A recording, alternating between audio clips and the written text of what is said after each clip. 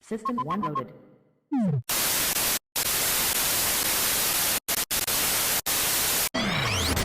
Music matters. Hello to everybody out there. This is Miss Maiden, and on this exciting end of year episode of Music Matters, we're going to be taking a look at part 1 of my interview with musician Tyrus Jones. Now, I hope you all have a fantastic end of year, and I look forward to catching up with all of you in 2016. Let's check it out. Now, for those who don't know you, you play the harp, Correct. both electric and acoustic. Yes. Originally, I wanted to learn it, to buy a synthesizer, but I didn't have the funds for it at the time. Then I went to guitar, but I found guitar quite difficult as mine went through a glass door when I was a kid and severed the nerve in half. Oh, wow, so you got some damage. So yeah, it was with guitar, it's very left-hand orientated, like doing chords and so forth, which I really struggled with originally. And so then I went to the harp, which was mainly an availability thing, as my mum plays the harp, so we already own 2 of them. And when I started playing the harp, I'd only play with one hand, which was my right hand, and then gradually I'd use my left hand a little bit more and more, which has actually repaired the nerve damage in it. And you can also be found out and about performing on the streets of Sydney. The best thing about busking is the people, and the worst thing about busking is also the people. I've received threats, which is unfortunate, but Yeah. look, you take the good with the bad. There's also a lot of good. Like, I'll have people sit down next to me who've had a rough night and they say that I've cheered them up, and the positive feedback is always good. The negative is as well, as it gives you things to work on, and Yep. even if it's just some intoxicated person being a bit of a prick, there's still something to learn from it. And which do you prefer, stage or the streets? A lot of the time I do actually prefer busking, as it's total freedom.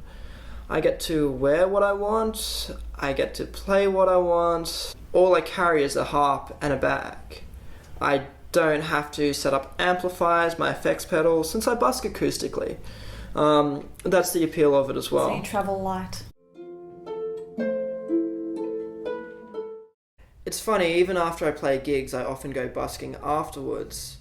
This one time I performed at the Factory Theatre. I bumped into a man that night who told me that he had been to a concert and seen a harpist there. And I asked him whereabouts it was, and he said it was at the Factory Theatre. Cool. How was the show? I was like, it was really good. If you keep working hard, one day you'll be able to perform there too. I'm like, thanks, man. Oh, that's I really hope I brilliant. get to perform at the Factory Theatre one day. He didn't actually realise it was me. It'd be nice to make a little bit more money than I do, but I still love it, and it's still absolutely worth it. What are some of your main musical influences? Bands like The Cure. I also like bands like the Red Hot Chili Peppers as well.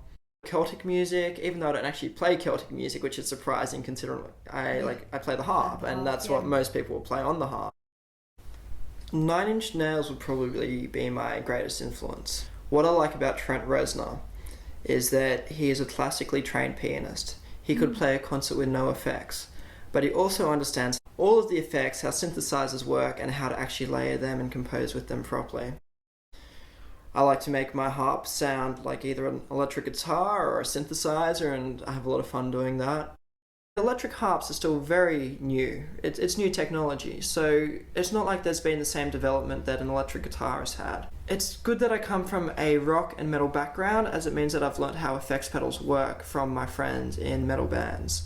But it still meant a lot of experimenting, as what sounds good on guitar won't necessarily sound good with a harp, and vice versa.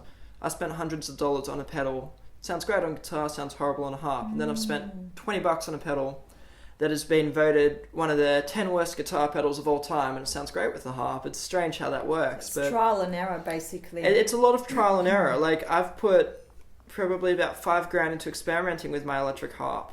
I gave all my information that I found from the end of it away for free on my website. If you're an electric harpist and you want to improve your tone, feel free to check that out. There's a few different ways to do it. My website is tarrismusicchannel.com, and my Facebook is facebook.com/tarrismusicchannel, and my YouTube is youtube.com/tarrismusicchannel.